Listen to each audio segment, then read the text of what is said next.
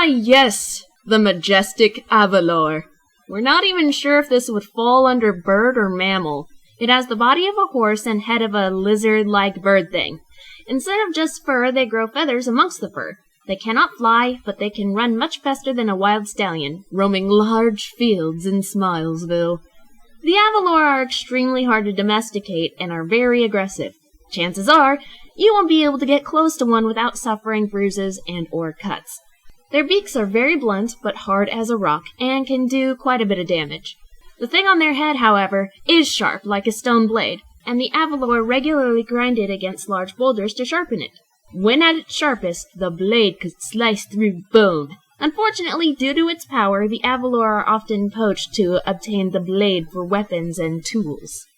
Their eyes are huge in proportion to their bodies, almost rivaling the size of a squid's eye. This helps Avilore see in the dark, for they are neither nocturnal nor diurnal, but instead take naps throughout the day and wake up whenever they want. Just like birds, males are much more colorful than the females. Male Avilore typically come in blues and greens, whereas the females are black or brown. Also, and this is a recent discovery, the male is the one who carries the offspring. Zoologists who obsessively try to learn about these strange creatures finally witnessed a birthing, which was both miraculous and disgusting. The male will hold the unborn foal for 7 months before it is ready to come out. Instead of the offspring coming out the usual route, the male's throat begins to enlarge over the course of an hour, and he starts to cough, hack, and choke pathetically. It was noted that the mother Avilore was simply watching this, almost with amusement. Then, once the throat has become so large that the male cannot breathe, it vomits up a large green-spotted egg, much bigger than even an ostrich egg. Yes, I said vomits. The egg comes splooshing out with the contents of the male's stomach and hits the ground, smashing open. And there is the offspring among the eggshells and puke, tiny, fluffy, and snow-white. The baby Avilore is about the size of a golf ball, and is so fluffy you can barely see its head. The foal will then travel with its mother by clinging to the back of one of her ankles until it reaches the size of a house cat, which takes around 3 weeks. Then it is able to walk along with its parents until reaching adulthood and going off on its own. What happens to the male after it upchucks an egg? Well, he ends up passing out and crumpling onto the ground.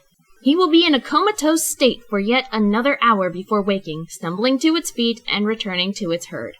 After giving birth, the father cannot and will not mate again for several years, making the entire species hard to keep out of endangerment. Zoologists frequently attempt to capture Avilore to breed them in captivity, but this results in many casualties, and many refuse to take the job.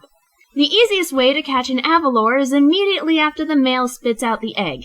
When he vomits, the mother will look away in disgust, and the father will faint as the egg hits the ground. This is when to do it. One must sprint up to the momentarily distracted parents and dive onto the ground, snatch the egg from the impressively large puddle of vomit, barrel roll away from the parents, get to your feet, and run like hell before the mother notices the egg is missing. You must barrel roll! If you don't, the newly hatched Avilore might start screaming and squawking, alerting the mother of its kidnapping. For some reason, barrel rolling is the only way to keep the foal soothed, for its vibrations have a certain frequency that a baby Avilore enjoys. Now you're covered in Avilore vomit. Lucky you! I'm being sarcastic, of course. You're gonna want to jump into a tub of canned minty fresh Canadian cream corn within the hour to keep the puke from eating away your skin. So make sure you have one prepared before this process, or you will have no more skin, which may result in your death. As for the baby Avilore, it is surprisingly easy to raise in captivity after that whole ordeal. Just stick it in with a short-necked giraffe, and they will bond immediately.